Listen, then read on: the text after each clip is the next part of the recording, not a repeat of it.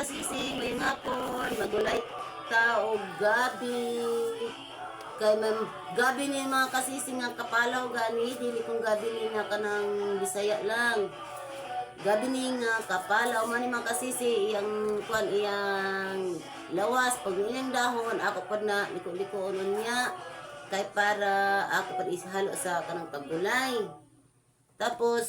ako lang ni karon gipanitan pero hindi man pud ning lamisan no, tas gihugasan ko tapos na ako ini hugas, tapos na ako ini pampanit, putod-putod. Hugasan ko na pag-utro para ako ni latan.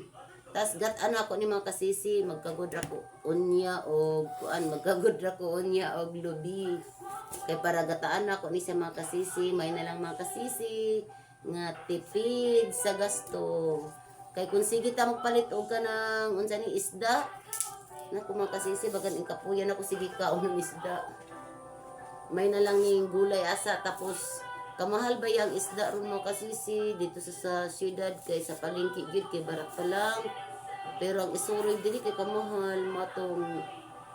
magpalit lang ko tapos pila lang ka adlaw mahurot na tapos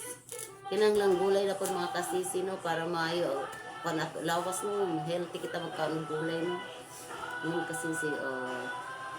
ano siya, yung daw ng kasisi, nga naon ko rin siya, naon, nugasan ko naman yung hilo na,